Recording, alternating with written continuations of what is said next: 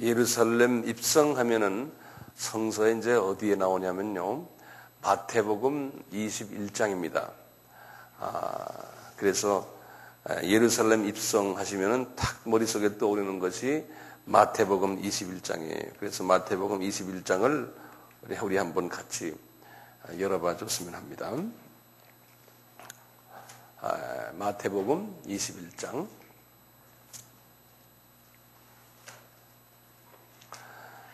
이 마태복음 21장은 항상 기억하실 것이 우리가 이 장을 뭐라고 우리가 이야기하던가요? 예루살렘 입성하는 것을 종료주일이라 그러죠? 그래서 이제 종료주일 이렇게 이야기하시면 종료주일이에요. 종료가 아니지, 주일이. 이게 이 종료란 말이 뭐든가요? 종료. 영어로는 팜트리라고 그러는데, 팜트리. 그냥 그렇게 기억해 두시고요. 종료주일 하면은 마태복음 21장이에요. 그래서 이제 마태복음 21장 하면 종료주일. 이렇게 이제 알아두세요. 요 마태복음 21장 하면 우리가 이제 우리의 시간으로 말하면은 주일 말하면 이게 일요일이죠. 그렇죠? 그래서 오늘 이 요일 개념을 좀 가지시고 우리 하나하나 말씀을 좀 같이 보기를 원합니다. 성서를 한번 보세요. 마태복음 21장 1절에서부터요. 쭉 17절까지. 마태복음 이제 성서를 하나하나 보시면서 우리가 좀 자세히 봅시다. 마태복음 21장 1절에서부터 17절까지가 뭐냐면요. 이제 마태복음 21장 1절에서도 17절까지가 이제 우리 지금 말하면은 일요일이에요.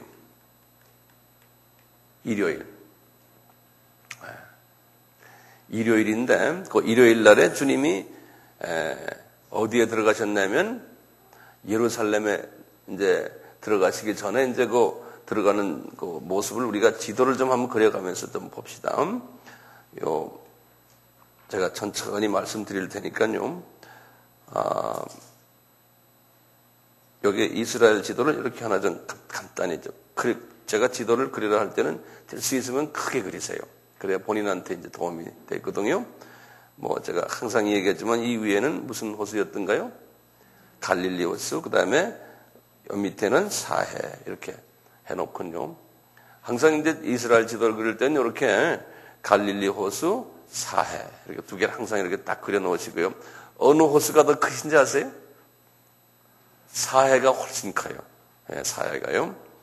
그리고 요 사해 꼭대기에서 이 지중해 쪽으로 몇 킬로 가면은 예루살렘이라 그랬던가요? 다 이제 잊어버리셨죠? 26km에. 그래서 그걸 꼭 외워두세요. 이 꼭대기에서 26km를 이제 가시면 여기가 예루살렘이에요. 여기가 이제 예루살렘. 이 예루살렘이 있으면 항상요. 또 어디를 기억하셔야 되냐면 사해 꼭대기 이제 이 요르단과 경계되어 있는 여기에 유명한 도시가 하나 있어요. 이 도시가 뭘까요? 여리고예요.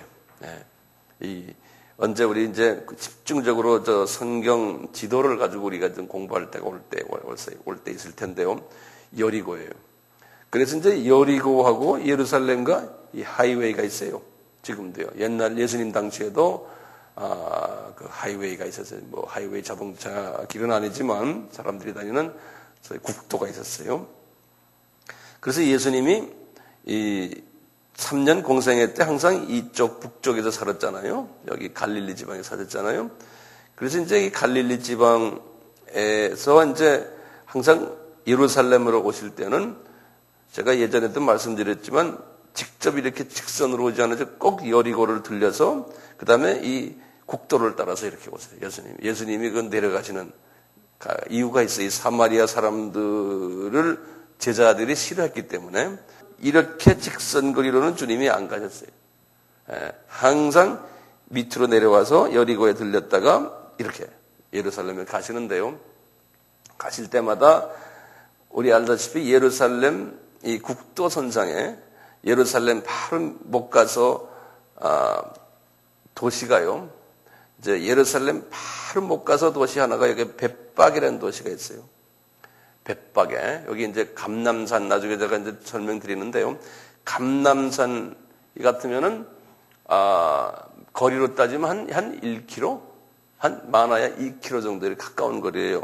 감람산 바로 언덕 너머에 조그마한 말 하나 있는데 그게 벳박이라는 말이에요. 예, 벳박에. 그래서 이제 21장 1절을 탁 보시면은 거기 벳박이라 써 있어요. 보이죠? 그 성경에다 마크를 해놓았어요. 동그라미. 성경을 제가 항상 지저분하게 마크하라고 부탁드렸죠. 그래서 저희가 예루살렘 가까이 와서 감람산 벳박에 이르렀다. 그런 말 써 있죠. 그러면 벳박에가 어느 산 어귀에 같이 있어요? 감람산 어귀에 딱 있어요. 벳박에. 거기다 성경에다 마크를 딱 해놓으세요. 근데 이때 이제 그 벳박에에서 예수님이 하신 말씀이 나귀를 가져오너라. 이제 이렇게 이제 이야기하는 장면이 나오거든요. 그게 벳박이에요. 근데 이 지도를 좀 보세요. 벳박에 조금 더 못 가세요. 다시 말하면 예루살렘 쪽 말고 여리고 쪽으로 해요. 거기에 조금 큰 마을이 하나가 있어요. 벳박에 옆으로 붙어 있는 마을이. 요 마을이 베단이라는데 우리 잘 아는 베단이죠. 예, 바로 벳박에 옆에 붙어 있는 마을이에요. 그래서 예수님이 이 베다니는 누구네 집이 있었던가요? 마리아, 마르다, 나사로 집이죠. 네. 그래서 그분들이 살던 집이거든요. 그래서요, 예수님이 항상 예루살렘에 오셨다가 주무실 때는 항상요, 요 집에 베다니에 있는 그 나사로 이 집에 이제 가서 주무셨다라는 학설이 이제 일반적인 학설이거든요. 그러니까 이제 예수님이 요 길을 많이 다녔죠. 그러니까요. 요 벳박에 또 베다니 요 동네를 많이 다녔어요. 예. 예수님이 아주 즐겨 다녔던 길인데요. 우리 알다시피 선한 사마리아 사람의 예화가 있죠. 예. 그 예화도 이제 이 하이웨이 예화죠. 예수님이 하나의 예화지만 그렇죠. 이 여리고로 가는 이제 길에서 이제 한 사람이 지금 다쳐서 누워 있는데 누구 지나가고 그러는데 나중에 누가 사마리아 사람이 그 사람을 이렇게 잘 케어해 줬다는 그 이야기도 이 하이웨이를 가지고 예수님이 하신 말씀이에요. 예, 나중에 성서 보시면요. 자, 그림을 이렇게 보시면서 예수님이 지금 이 예루살렘으로 이제 이게 들어오시려고 이제 하는데 지금 이 21장 장면은 뭐냐면 예수님이 지금 3년 공생애 동안에요. 요 3년 공생애 동안에 요 3년이면 주후 AD 26년에서부터 AD 30년인데요. 요 30년. 요 3년. 이게 세 숫자로 생각하면 4년이죠. AD 26년이니까요. 달로 이제 계산하면 요 달로는 3년 달이에요. 그렇지 말하면은 AD 26년에 지금 뒤늦게 이제 그렇지 말하면 9월이나 10월 공생애를 정확히 언제 시작한지 모르지만 그래서 이제 AD 30년 연초 요 6월절이 언제냐면 약간 3월, 4월이거든요. 우리 6월절을 지금 부활절로 우리가 섬기지 않습니까? 부활절이 되게 몇 월 달이에요, 우리가요? 3월, 4월이거든요. 3월, 4월. 네. 똑같아요. 그래서 이제 토탈 보면 3년이에요. 예수님이 거기 계셨던 때가. 자, 3년인데 이 3년 동안에요. 예수님이 6월절을 몇 번 섬겼냐면 6월절을 4번을 섬겼어요. 하나, 둘, 셋. 지금 6번. 여기 한 번, 두 번, 세 번, 4번을 6월절을 주님이 3년 공생애 동안에 6월절을 섬겼어요. 그러니까 6월절 때마다 이제 요 갈릴리 지방의 요 가버나움이라는 데 계시다가요. 요 가버나움, 여기 갈릴리 호수의 제일 북쪽 꼭대기에 있는 도시 아닙니까? 요 가버나움이라는 요 도시에 계시다가 항상 제자들을 모시고는 요단강이 옆에 이렇게 붙어 있는 강이 요단강이죠. 요단강을 따라서 이렇게 해가지고 여리고에 들려가지고 이제 이렇게 예루살렘을 들어가는 게 예수님의 그 6월절이나 일곱절기를 지키기 위해서 예루살렘 들어가는 루트예요. 예수님의 루트예요. 그거 이제 항상 이걸 다 이해하셔야지만 이제 사복음서를 읽으실 때 크게 도움이 돼요. 네. 자, 그런데 예수님께서 지금 이 마태복음 21장 장면은 뭐냐면은 이분이 네 번째 6월절을 지키기 위해서 네 번째 6월절, 그러니까 6월절을 지금 네 번째 지키는 거예요. 그걸 지키기 위해서 지금 예루살렘으로 이제 들어가시는 거예요. 이 네 번째 6월절은 실제로 이분이 6월절에 어린 양이 되시기 위해서 지금 들어가시는 거예요. 그러니까 4라는 숫자는 뭡니까? 예수님이 4라는 숫자는 고통을 경험하고 훈련을 받은 후에 어떤 좋은 목표를 위해서 훈련하는 그 남바가 4거든요. 6월절도 이분이 그래서 네 번째 이제 연습을 하시고는 이제 진짜로 이제 들어가시는 거예요. 6월절 어린 양으로. 6월절 들어가시는 장면인데, 다른 때는 6월절 때 들어갈 때는 별 일이 없었어요. 예루살렘에 들어갈 때. 그런데 이번만은 특별한 일들이 일어나는 장면이에요.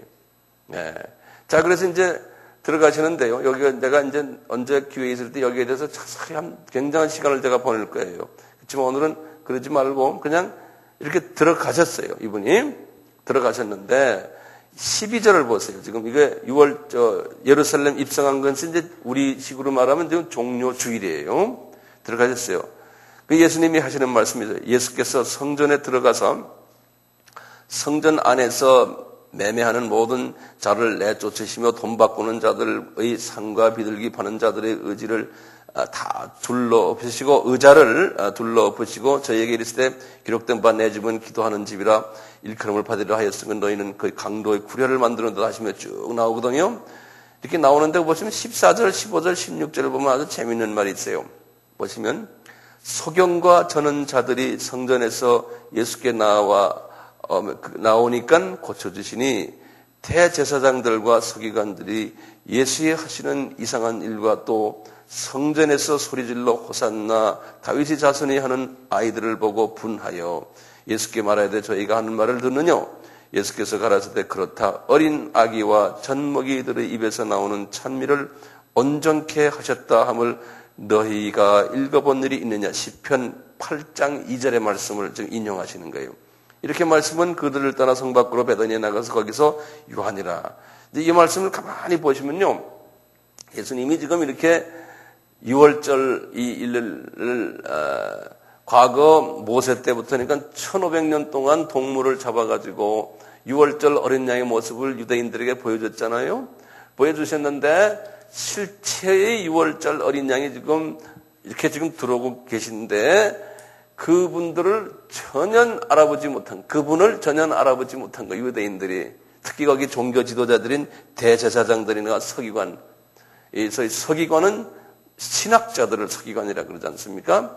제사장들은 목사님들이에요. 우리 지금식으로 목사님이나 또 가톨릭의 신부님들이나요. 이런 분들인데 이런 분들이 그 예수님을 지금 못 알아보는 거예요. 그러니까 예수님께서 뭐라고 그러냐면 진짜 너희들은 못 알아보게 돼 있는 거예요. 다시 말하면요. 유대인들은 예수가 누군지를 못 알아보게 돼 있었어요.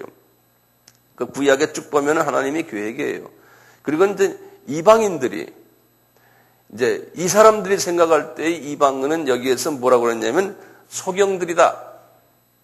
그 다음에 어린아이들이다. 불쌍한 거지들이다. 이런 식으로 이방인들의 개념에서 유대인들의 개념 속에서 이방인을 지칭할 때 이렇게 말하거든요. 그 예수님께서 그렇게 말씀하시는 거예요. 실제로 소경들과 말이죠. 안진병이, 저는 자, 이 병신들이에요. 이걸 이방인으로 지칭하는 거예요. 이 사람들이 실제로 예수님 앞에 나타나는 거예요. 그러니까 실제 일어난 일과 영적인 또는 상징적인 의미가 막 이렇게 막 섞여 있어요. 그래서 보시면 항상 예수님이 하실 때 그렇게 해요. 보세요. 소경과 전원자들이 성전에서 예수께 나오매 예수님이 고쳐줬다는 거예요. 그러니까 누가 이제 예수님 앞에 와서 혜택을 받는다는 거예요. 이방인들이 혜택을 받는다는 거예요. 예. 이렇게 예수님이 딱 보여주시는 거예요. 그리고는 15절에 대제사장들과 서기관들이 예수의 하시는 이상한 일과 또 성전에서 소리질러 호산나 다윗의 자손이 하는 아이들을 보고 분하여, 아이들도 거기에 이제 이방인들을 지칭하는 거예요. 이제 상징적으로요. 이런 사람들을 보고 이렇게 하는 걸 보고, 그러니까 예수님께서 그러는 거죠. 예수께서 말하되 너희들이 분해하는 거, 예수께서 그래서 분해하는 거, 그게 다 정정이라는 거죠. 예수께서 그래서 그렇다. 어린 아기와 젖먹이들의 입에서 나오는 찬미를 온전케 하셨다. 이 사람들이, 지금 이방인들이 자기를 보고, 아, 저분이 메시아다. 저분이 여호와다.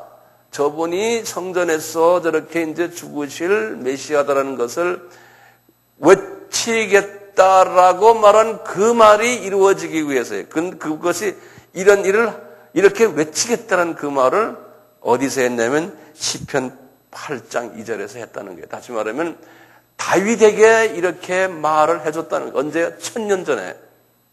예? 1000년 전에 다윗에게 이렇게 예언한 그 예언이, 근데 다윗에게 누가 말했냐면 여호와께서 다윗에게 이렇게 줬거든요. 그러니까 그때 여호와는 누구냐면 예수님이에요. 예수님이 내가 다윗에게 말하는 말을 내가 지금 이루기 위해서 너희들이 지금 이런 행동을 한다는 거예요. 예.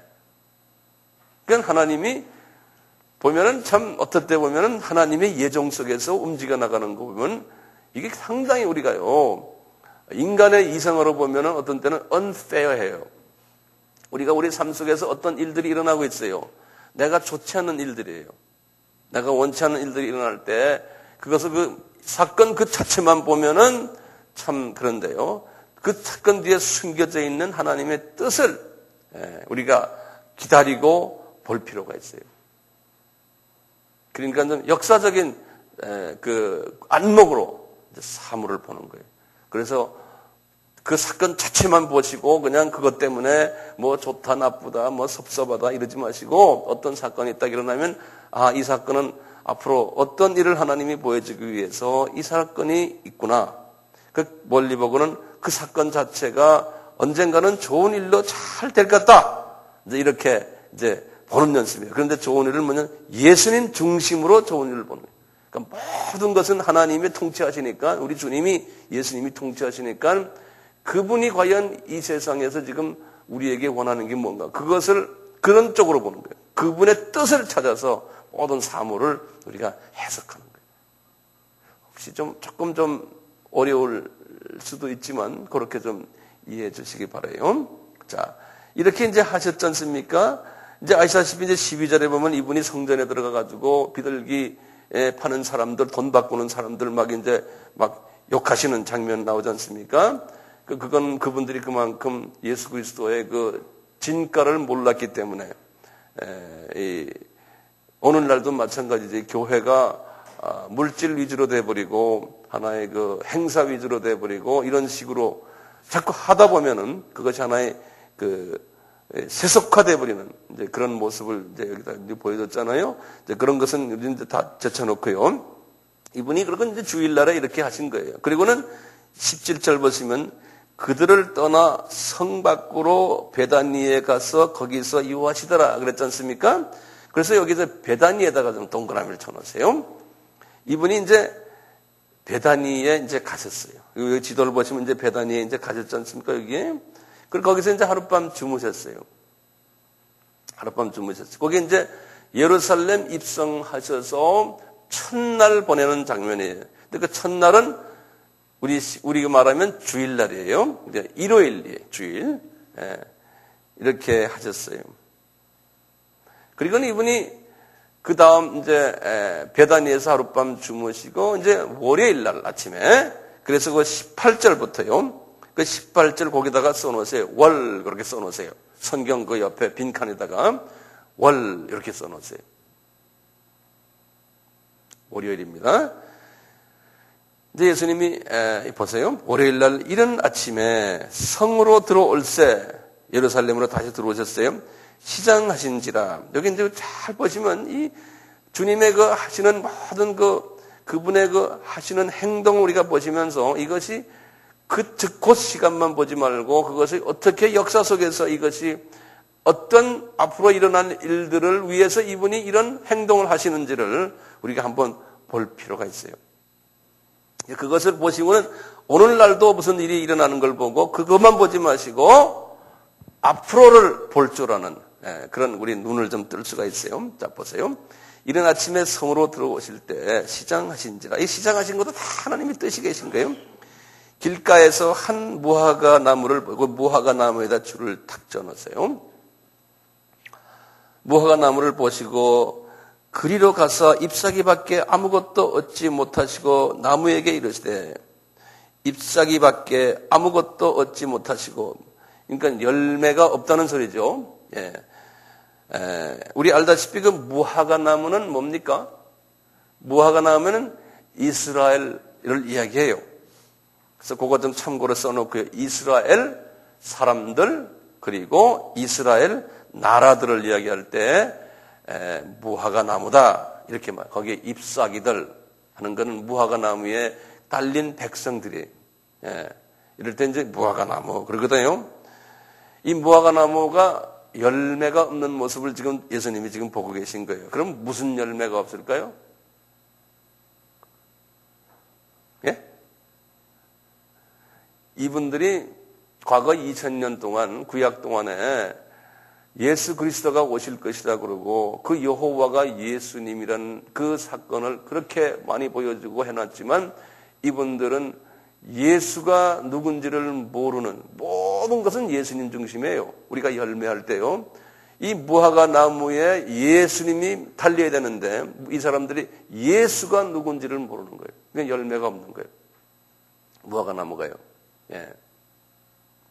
그 예수님이 지금 앞에 그 전날에도 보셨지만 이스라엘 사람들이 예수님을 몰랐듯이요. 이 나무 자체도 그렇게 만들어 놓은 거예요. 열매 없이요. 그러니까 이 사물들과 다 연계되어 있어요. 하나님이 창조하신 사물들과도요. 예. 그래서 우리가 지금 돌아가는 모든 걸 봐도 그런 식으로 다 예수 중심으로 사물을 다 보는 그 영안, 지혜, 예? 통찰력 이걸 우리가 가질 필요가 있어요. 그래서 이번에 우리 종말에 관한 이야기할 때 그런 부분을 제 나름대로 제가 받은 것들을 이렇게 조금 일부를 좀 나눠줘요. 일부를. 다는 하면 제가 여기 나중에 못 쓰잖아요. 그냥 일부만 조금 제가 나눠주려고 그래요. 네. 자, 보세요. 이제부터 영원토록 나무에게 이르시되 이제부터 영원토록 내게 열매가 맺지 못하리라 하시니 무화과 나무가 곧 마른지라 그랬어요. 네. 이게 지금 보시면요. 여기 지금 예수님께서 지금 영원토록이라는 말 썼어요. 그러면 이스라엘 사람들이 영원히 그러면 완전히 다 이제 멸망하느냐? 여기 지금 그렇게 돼 있죠. 그래서 이게 성서를 우리가 볼 때요. 해석을 잘해야 돼요. 다시 말하면 예수님이 그 당시에 그 필링을 잡아가지고 왜 이렇게 영원이라는 말을 썼을까? 이렇게 하셔놓군요. 나중에 보면은 이스라엘 사람들에게 은혜를 베푸셔서 이제 이스라엘이 나라가 다시 이제 독립이 되고 나중에 이제 바울에게는 로마서 11장 25절은 이스라엘을 다 내가 구원한다고 그랬어요. 예? 그런데 여기에 보면은 영원토록 이제 다 이제 망해버린다는 거죠. 그러면 이게 이제 신신학 하는 사람들은요, 신신학자들은 이거 봐라. 이게 말씀이 앞뒤가 안 맞다. 예? 그러니까 이 성경 말은 이거 다 믿으면 안 된다. 이러고 나오는 거예요. 그래서요, 이제 신학자들이 이걸 가지고 막 조리해요.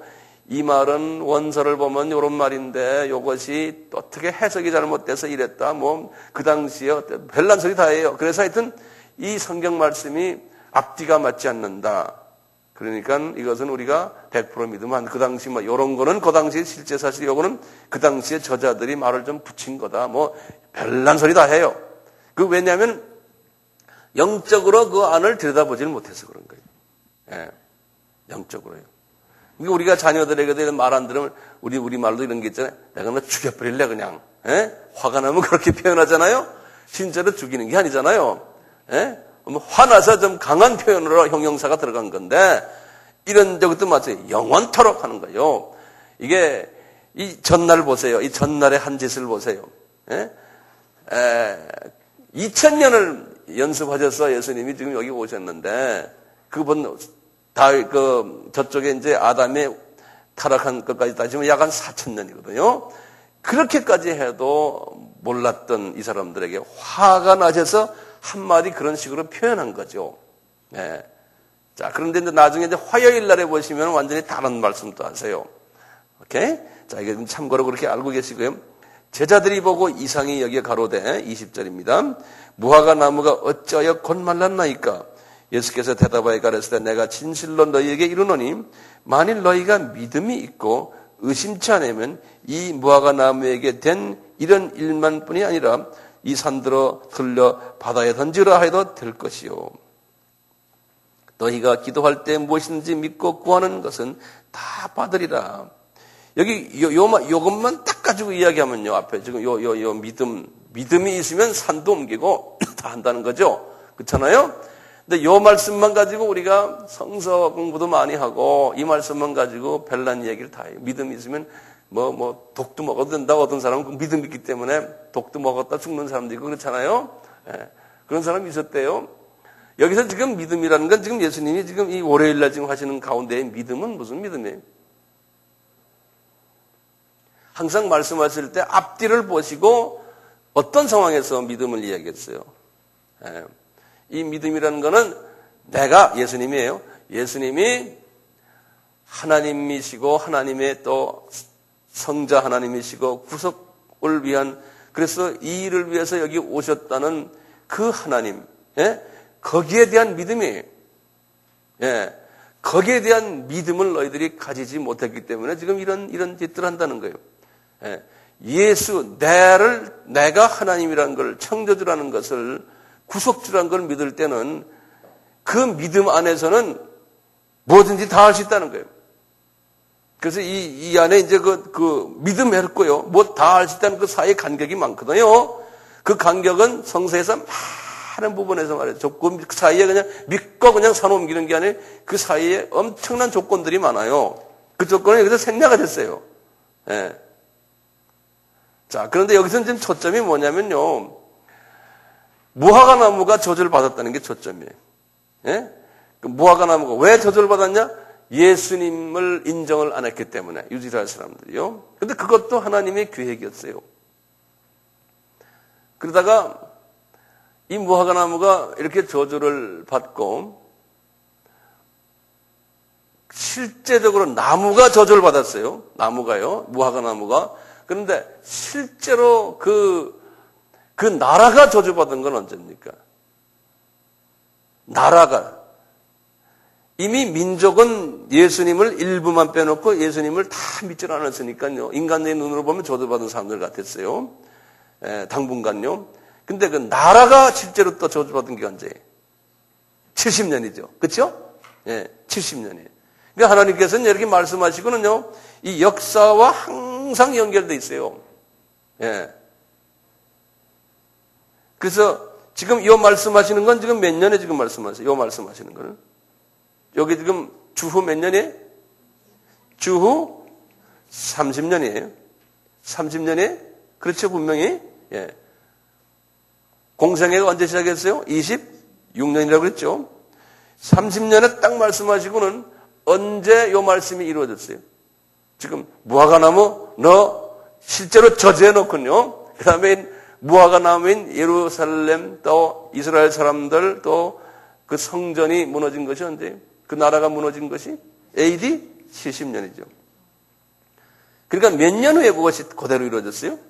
또 40이라는 숫자가 있어요. 그러니까 하나님이 우연으로 하시는 게 아니고 정확한 계획 속에서 이 일을 이루세요. 정확한 계획 속에서요. 그런데 4라는 숫자가요. 이 어떤 하나님의 목적을 이루시기 위해서 하나님이 쓰시는 특별 훈련 기간이에요. 이 숫자가요. 이 40년 동안 뭐 했어요? 40년 동안 하나님께서 이스라엘 유대인 12명, 그 다음에 나중에 120문도, 네? 그래서 이제 예루살렘 교회가 탄생되고 교회를 통해서 바울이 나중에 이제 불림을 받고 그래서 바울을 통해서 1차, 2차, 3차, 4차 여행까지 다 해가지고 이방인들에게 복음이 건너간 그 순간까지가 그래서 사도 바울이 68년에 순교했거든요. 베드로도 그 당시에 순교하셨고 그러니까 그분들이 할 일이 딱 끝나서 이제 복음이 이방으로 탁 넘어가는 그때까지가 70년인 거예요. 그때까지가. 저는 예수님이 쫙 계획을 하신 거예요. 그게 다 된 다음에 이제 복음이 이방으로 이제 넘어가는 그때부터 시작해서 이스라엘 사람들을 폭삭 주저앉게 만드는. 그러니까 이제는 너희들은 주저앉아야 된다는 거예요. 왜냐하면 복음이 이방으로 넘어가기 때문에. 네? 그래놓고는 그 다음에요. 화요일에. 이제 이게 지금 월요일의 말씀인데요. 화요일 날에 이제 하신 말씀이 상당히 많아요. 그거 좀 이따 우리 하겠지만요. 화요일에 주님이 마지막 때 종말에 관한 이야기를 하시면서요. 우리 마태복음 우리 24장 봐요. 24장 32절부터 마태복음 24장 32절부터 이제 32절,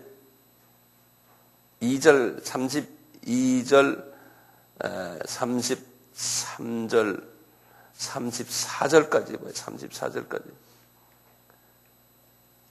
이제 이분이 말씀하시기를 보세요. 무화과나무 비유를 배우라. 그 가지가 연하여지고 잎사귀를 내면 여름이 가까운 줄을 아나니 이와 같이 너희도 이 모든 일을 보거든 인자가 가까이 온 줄. 이건 지금 마지막 때 예수님께서 이제 재림이 가까워올 때 크리스천들에게 하시는 말씀을 이분이 지금 화요일 날, 월요일 날에 저주를 하시고는 화요일 날에 다시 무화과나무와 관계돼 가지고 마지막 때의 징조들을 설명하실 때 무화과나무를 다시 인용하세요. 예. 그래서 이 말씀이 언제 일어났어요? 1948년에 다시 말하면 이스라엘 나라가 독립됐지 않습니까? 1948년에 무화과나무가 이제 다시 잎사귀를 내기 시작한 거예요. 이 말씀은 제가 예전에 한번 했죠. 한번 제가 한 기억이 나는데요. 그건 제가 또 교회에 있을 때 또 말씀드리고요. 그래서 이렇게요. 월요일 날에 이분이 베다니에서 나오셔서 예루살렘에 들어가셔가지고 그날 하루 하신 일은 뭐냐? 무화과나무에 대한 저주와 그것은 이제 AD 70년에 일어나는 일을 예견하시고 그 일을 하시고 실제로 무화과나무가 또 말라버리고요. 그러고는 있다가 이제 그 다음날 화요일에 이 무화과나무가 이제 종말에 관한 말씀을 하시다가 그 무화과나무가 어제 내가 말한 무화과나무가 다시 이제 살아날 것이라는 거예요. 이렇게 이제 말씀하시는 거예요. 자, 그래서요. 23절을 보시면요. 이제 21장, 마태복음 21장, 마태복음 이제 이거 화요일의 이야기인데요. 화요일이요. 화요일은 마태복음 21장 23절부터 시작이에요. 그래가지고요, 어디까지냐면 25장 46절이에요. 그러니까 25장 마지막 끝까지요. 26장을 한번 다시 한번 열어봐 주세요. 26장을. 26장 열어봐 주시면 다 여셨어요. 우리 한번 실제로 성경을 보시면 깨달아요.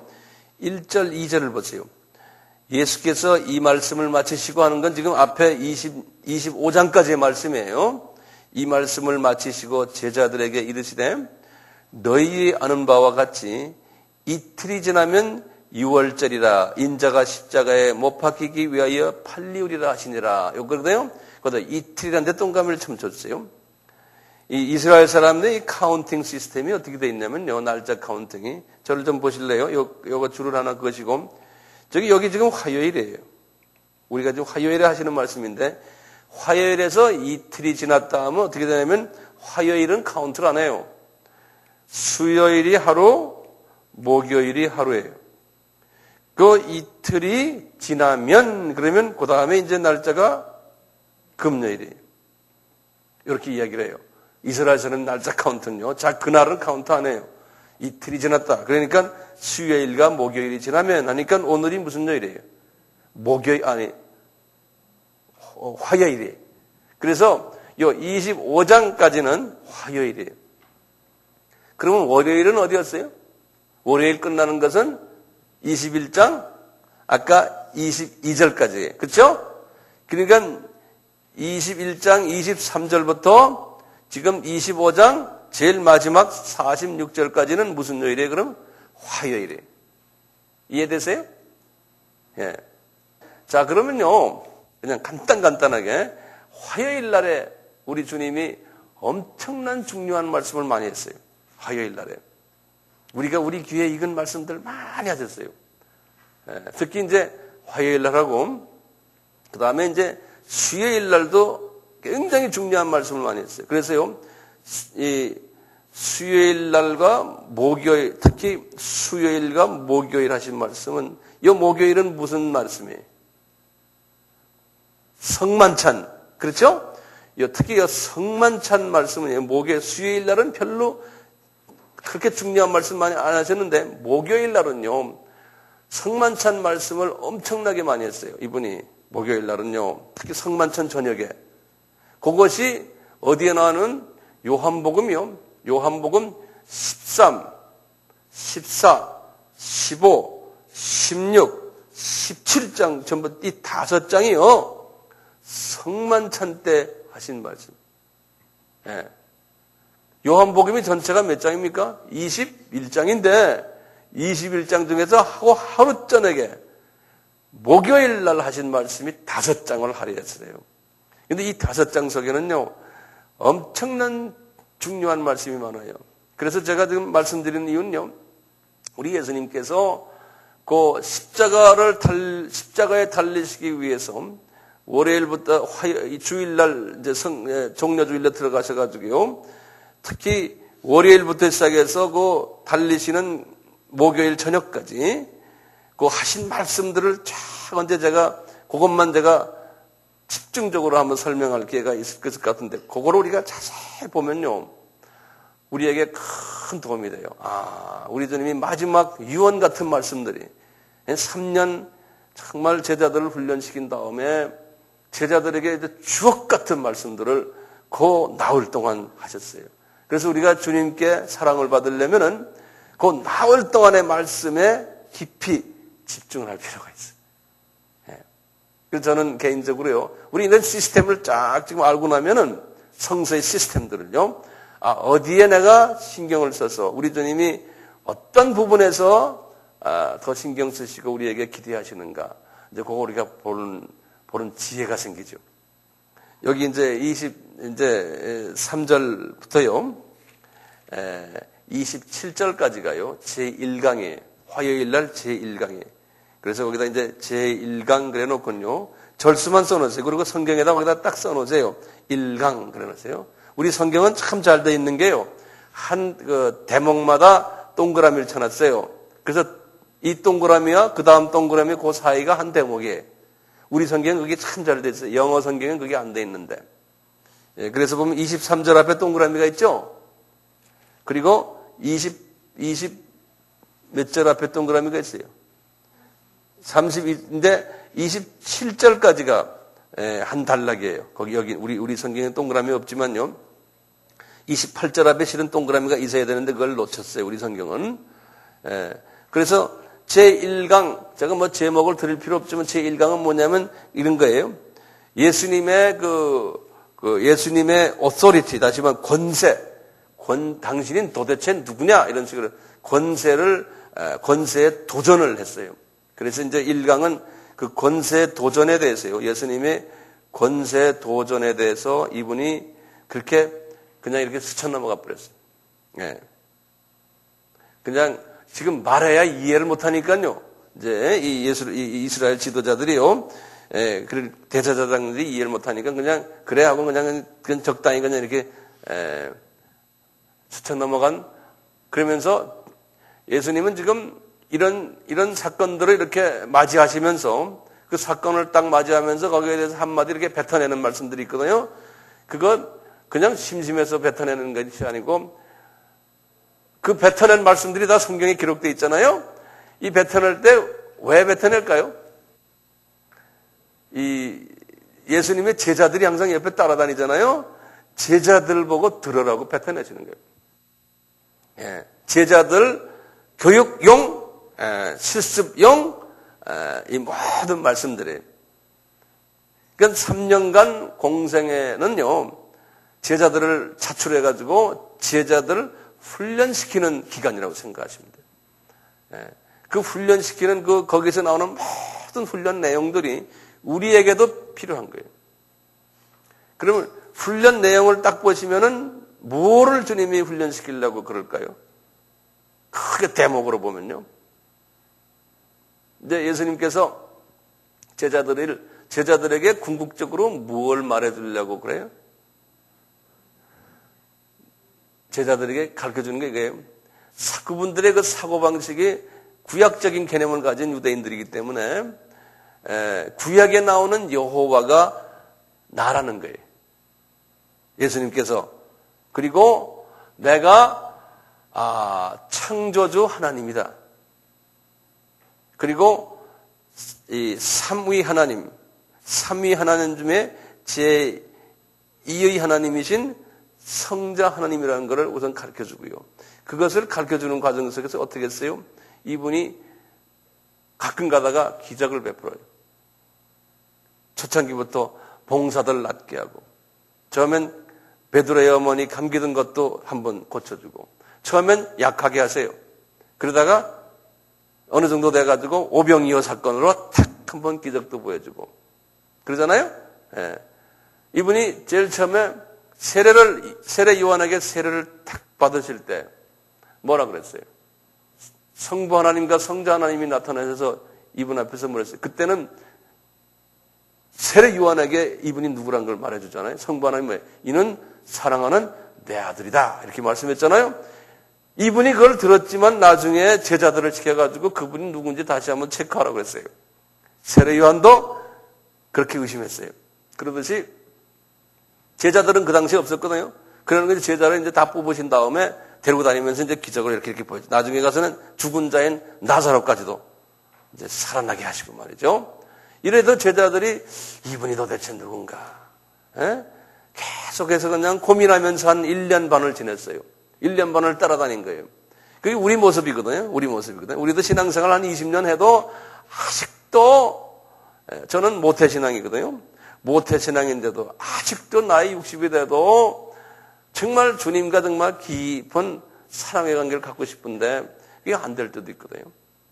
여러분들은 뭐 나보다 훨씬 나으시니까 뭐 4, 5년 만에 끝나겠지만 저는 그게 잘 안 되거든요. 네. 근데 제자들도 보면 똑같았어요. 자, 보시면 중간 정도 됐을 때 예수님이 이 참 무리들 보고 당신들 여기 좀 있으라. 그래 12제자들을 데리고서 산에 올라가셔가지고 가이사 빌립보로 올라가서 물어보는 거 있잖아요, 장면. 예? 도대체 너희들 나 따라다니는데 내가 누구라고 생각하느냐? 그러니까 뭐 한 분은 뭐 예레미야입니다, 뭐 엘리야입니다, 누구입니다, 별난 소리 다 하잖아요. 그러면서 너나 누구라고 생각하느냐? 이제 베드로에게 물으니까 베드로가 주는 그리스도시여 살아계신 하나님의 아들이십니다 이렇게 말하잖아요. 그렇게 말을 했지만 베드로야 그게 네가 한 것이 아니다. 성부께서 네 입을 통해서 그냥 말한 것뿐이라는 거예요. 근데 12제자들이 그걸 들었을 거 아니에요? 아 그렇구나. 저분이 듣지만 믿지를 못했어요.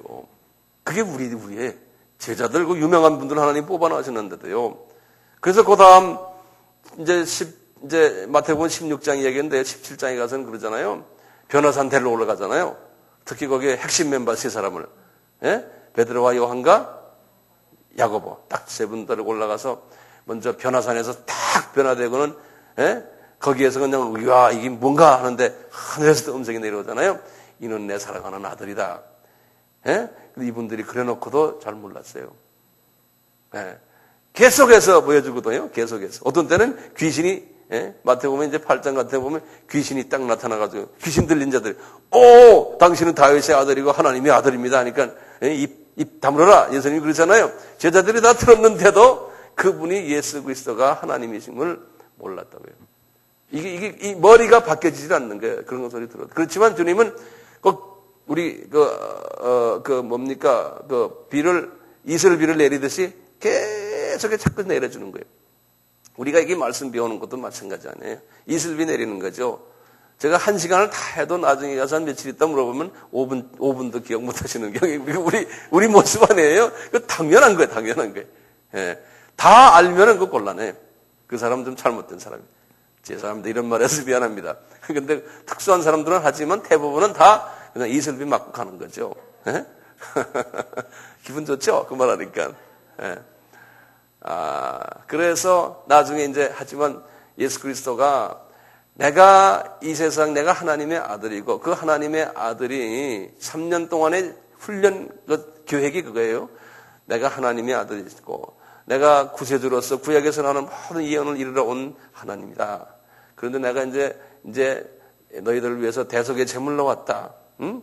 그리고는 이 대속의 제물로 내가 한 다음에 그 다음에 내가 다시 부활해갖고 내가 승천한다. 응? 그리고는 너희들에게 지상명을 내가 내려줄 거다. 여기가 이제 사복음서의 내용이거든요. 예? 그게 이제 제자들에게 가르치고 싶은 거예요. 그래 너희들이 이제 지상명령을 할 때 니네 힘으로는 도저히 안 된다. 너희들이 나를 하나님의 아들이라는 하나의 지적인 이해는 가지고는 안 된다. 지상명령 못한다. 파라클레이토스를 받아야 된다는 거야. 예? 그런 거 기다려라. 그래서 이제 받지 않습니까? 그래가지고 뛰어나가는 거예요. 예. 그게 사도행전 안에 똑같이 지금 여기에서 지금 예수님께서요, 이거 화요일 날이요, 거의 제자들에게 이제 어느 정도 대강 이제 출애인이 거의 끝난 거예요. 우리 초등학교 6학년에 졸업하려면 지금 한 5학년 정도 됐을 때 지금 화요일 날에 아주 깊은 말씀을 해주는 거예요. 나중에 너희들이 지도자가 되려면 어째야 된다. 근데 여기 지금부터 2강부터 보시면요, 그 아주 특수한 하나님의 그 계획을 말씀하죠. 2강에서요. 제 2강에서요. 화요일 날에요. 2강에서 뭐냐면은 2강에서 얘들아, 복음이 이스라엘 사람에게 떨어져도 이스라엘 사람들이 그것을 배척할 거라는 거예요. 소수만 빼놓고. 그리고는 복음이 이방으로 넘어갈 거라는 걸 지금 여기다 말씀하시는 거예요. 그래서 여기 아주 예화를 우리 다 아는 예화들이에요. 한번 보시면, 그러나 이제 28절 보세요. 그러나 너희 생각에는 어떠하뇨? 한 사람이 두 맏아들에게 가서 이르되 포도원에 가서 일하라 하니 대답하여 가로되 아버지여 가겠소이다 하더니 가지 아니하고 둘째 아들에게 가서 말하니, 둘째 아들이라는 거예요. 둘째 아들은 이방인들이죠. 31절에 제자들에게 그 둘 중에 누가 아버지의 뜻대로 하였느냐? 가로되 둘째 아들이나이다. 저희에게 예수께서 저희에게 이르시되 내가 진실로 너희에게 이르노니 세리들과 창기들이 너희보다, 이건 이방인들 이야기하거든요. 너희보다 먼저 하나님의 나라에 들어가리라. 그러니까 누가 먼저 그리스도의 복음을 받아서 하늘나라에 들어간다는 거예요? 이방인들이 먼저 들어간다는 거예요. 네. 그것을 제자들에게 가르치는 거예요. 그러니까 이 사람들이 그 하나님의 플랜을 알아야 되지 않습니까? 예? 이제 나가서 사도행전부터 나가서 뛸 텐데, 예? 근데 제자들이 그걸 다 몰랐어요. 그걸 깨달은 사람이 누군지 아세요? 바울밖에 없어요. 예. 이 엄청난 하나님의 큰 비밀을 깨달은 사람은 바울밖에 없었어요. 바울과 그 바울을 따라다녔던 분들이. 예. 똑같이 이제 3강으로 가시면요. 3강으로 가서도 같은 이야기를 그런 식으로 하세요. 3강에 가서도요. 이제 집에 가서 한번 보세요. 같은 이야기를 더 자세히 말씀하세요. 지금 이제 똑같은 이방인이 나중에 복음을 받아서 먼저 예수님을 나를 영접한다는 거예요. 유대인이 안 하고. 이제 22장에 들어가서 제 4강인데요. 4강에 가서 더 구체적으로 말해요. 요거 이제 나중에 제가 요것만 가지고 또 설명할 때가 와요. 4강에서도 그래요. 이방인들이 처음에 뭐냐면 유대인들에게 복음이 들어갔는데 거기 이제 한번 볼까요? 한번 22장 보세요. 22장 제 4강이에요. 예수께서 다시 비유로 대답하여 가라사대 천국은 마치 자기 아들을 위하여 혼인잔치를 베푼 어떤 임금과 같으니 그 종들을 보내어 그 청한 사람들을 혼인잔치에 오라 했더니 오기 싫어하거늘 또 다른 종들을 보내어 가로되 청한 사람들에게 이르기를 내가 오찬을 준비해야 된 나의 소와 살찐 짐승 잡고 모든 것을 갖추었으니 혼인잔치에 오셔서 하라 하였더니 저희가 돌아보지도 않고 나아가는 하나는 밭으로 하나는 장업차로 가고 그 남은 자들은 종들을 잡아 능력하고 죽이니 임금이 노예 군대를 보내어 그 살인한 자들 진멸하고 동네를 불사르고 여기까지거든요. 여기 지금 이스라엘 사람들 가지고 이야기하는 거예요.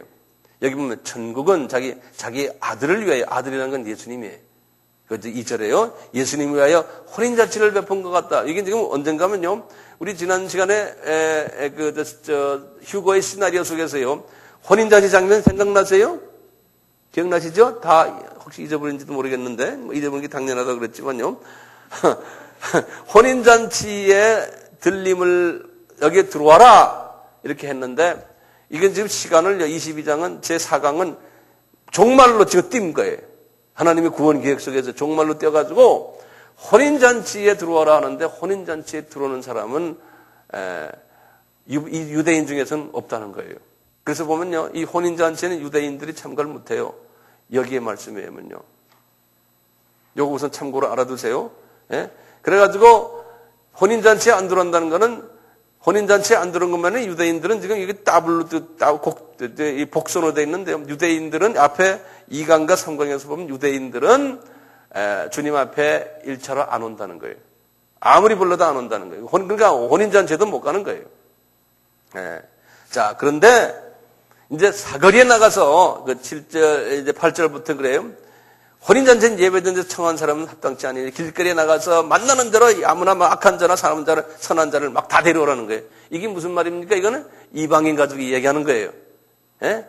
그 이방인들 중에서 하나님 앞에 온 사람들이 있는 거예요. 이제 제자들에게 그 훈련시키는 거예요. 이 제자들이 이게 무슨 말인지 모르지만 나중에 2000년 동안 그때부터 시작해서 지금까지 제자들에게, 예? 이걸 우리에게 이제 가르쳐 주는 거예요. 그러니까 이방인들은 온다는 거예요. 아무거나 막 잡아오는 게 이방인이거든. 왔는데 이방인 중에서 딱 2가지 사람이 있다는 거예요. 뭐냐? 이방인 중에서 혼인잔치에 가는 사람이 있고 혼인잔치에 못 들어가는 사람이 있다는 거예요. 이방인 중에서. 이걸 지금 비유적으로 말씀하시는 거예요. 그래서 주님이 이제 14절에 그러는 게 이방인들 중에서 청함을 받은 자는 많다 하지만 구원받아서 하나님 앞에 온 사람은 많지만 택함을 입어서 혼인잔치에 들어가는 사람은 많지 않다는 거예요. 이렇게 지금 주님께서 이렇게 비유적으로 지금 말씀하시는 거예요. 이게 제4강이에요. 어느 요일이라고 그랬어요? 이게 화요일이에요. 그러니까 성서를 이렇게 보시면서요. 마태복음 21장부터 쭉 보시면 이게 화요일에 말씀하시는구나. 그러면 이게 입체감이 나겠죠? 예? 막연히 보는 것보다요. 그 입체감을 좀 나시라고 제가 이렇게 좀 시간 들여서 지금 말씀드리는 거예요. 예. 자, 그리고는 이제 15절부터 22장 15절부터 이제 5강이 들어가요. 5강이 들어가요. 15절부터 쭉 해가지고 이제 15절은 그 5강은 유명한 거예요. 15절은 22절까지거든요. 이제 그 유명한 뭐죠? 가이사에게 우리의 세금을 바쳐야 됩니까? 안 바쳐야 됩니까? 이제 그런 이야기 우리 다 알지 않습니까? 그 말씀을 하시는 장면이 이 장면이에요. 몇 강이요? 5강이에요. 무슨 요일이에요? 화요일이에요. 예. 그리고 이제 6강이에요. 6강이 23절에서부터 33절까지. 여기에 부활에 관한 이야기. 예. 부활이 있느냐 없느냐에 관한 이야기 쪽이 있어요. 자, 그 다음에 34절부터 7강이에요. 이제 이렇게 해놓고 집에 가서 이걸 쭉 한번 보세요. 7강이에요. 7강이 그 유명한 말이죠. 예? 예수께서 사두개인들에게 대답할 수 없게 하신 담을 바리새인들에게 듣고 모여서 그 중에 한 율법사가 예수에게 시험하여 묻되 선생님의 율법 중에 어느 계명이 가장 큽니까? 그렇게 물으면 그 유명한 우리 잘 하는 거 있죠? 너희는 마음을 다하고 목숨을 다하고 뜻을 다하여 주 하나님을 사랑하라 했으니 자 이거 보세요. 이렇게 말하잖아요. 그러면 보세요. 예수님이 지금 이 말을 해야 되겠는데 예수님이 이 말을 하시도록 누구를 사용하세요? 여기 지금 누가 질문해요? 율법사들이 예수님께 질문하잖아요? 그렇죠? 그러니까 율법사들이 질문했으니까 예수님이 내가 마지못해 대답한다는 이게 아니에요. 그건 이제 우리가 인위적인 방법이에요. 우리가 인간적인 차원에서 보면 그래요. 그게 아니에요. 제자들을 훈련시키기 위해서 이런 말씀을 이분이 다 가르쳐야 되는데 그것을 드라마식으로 그 사람들로 하여금 이게 지금 악한 마음식으로 말하는 거예요. 예수님을 시험하여 가라사대 이런 질문을 막 던지는 거예요. 일부러 시험하도록. 예수님이 시험하도록 허락하신 거예요. 너희들 나 이런 식으로 질문해라. 그러면 내가 이런 너한 자 말을 내가 하겠다 이거예요. 근데 이걸 뒤집어서 보면요.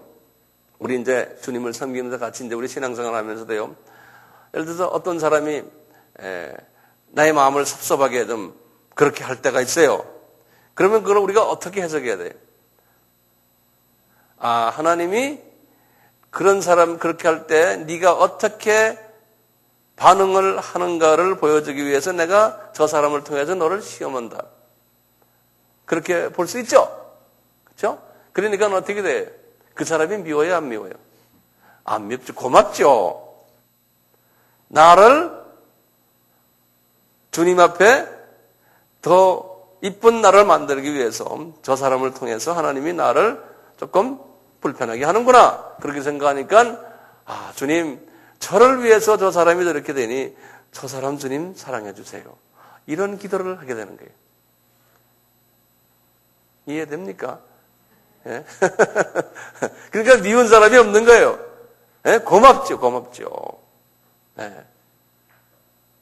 우리가 그걸 입체적으로 역사적인 측면에서 그렇게 사물을 볼 때 영성이 있는 사람이라고 하는 거예요. 그런데 그것을 단편적으로 보는 눈을 가지고 있을 때요. 성서 볼 때도 단편적으로 봐요. 그냥 이걸 그냥 단편적으로 보고 그 구약의 그 율법은 단편성이 있거든요. 그래서 누가 날 뽑으면 그 눈을 뽑아라 같이 이런 이 단편적이거든요. 예?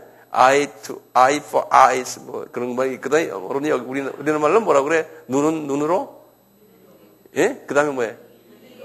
이는 이로? 이가 뭐예요? 이빨. right. 예. 이제 그렇게 이제 하거든요. 그건 구약에서 나오는 단편적인 사람이거든요. 그러니까 사람이 단편적으로 이렇게 단편적인 사람과 사귈 때는요, 항상 마음이 편치가 않아요. 제 입장에서는. 왜냐하면 너도 사람이기 때문에 어떤 같이 사귀다가 나를 단편적으로 보니까 예를 들어서 황 목사가 자기한테 항상 편하게 해주고 잘해주면 나한테 좋지만 제가 이제 이러는 하다가 자기한테 편하지 않는 내가 돼버렸어. 그럴 때는 단편적으로 보는 사람은 그때 팩 하고 돌아간다고요. 예.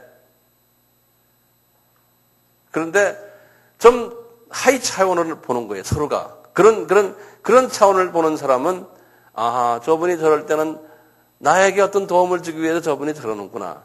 자기를 성찰할 수 있는 그걸 보는 거예요. 우리가 다 그런 식으로 보면 어떻게 돼요? 서로가 편하죠.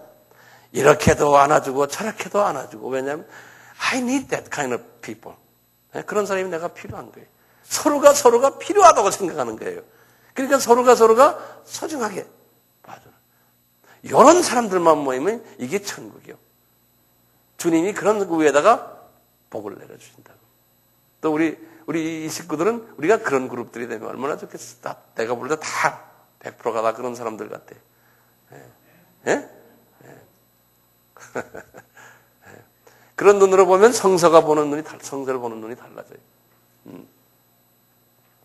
자, 8강을 봐요. 8강 41절. 8강도 여기 이제 보면은 이제 다윗의 자손이냐 그리스도를 당신이 주로 아느냐 이거 다윗에 관한 이야기도 이건 그렇게 복잡한 이거 중요한 게 아니에요. 내가 지금 중요한 걸 좀 몇 가지 말씀드리려고 해서 여기까지 지금 오고 있는데요. 23장 보세요. 23장이요. 이제 8강까지는 22장입니다. 8강했죠. 42절에서 46절까지 22장에 8강에 아직도 화요일이에요. 그러니까 주님이 화요일은 아침부터 밤 늦게까지 부흥하셨던 것 같아요. 하루 종일 말씀하셨던 것 같아요. 이 내용을 보면요. 23장에 보시면요. 23장에 보시면은 이제 아주 그냥 중요한 얘기들이 많이 나와요. 이것은 좀 이따가 제가 이제 10분 쉬었다가 이제 계속해서 말씀드릴게요. 네.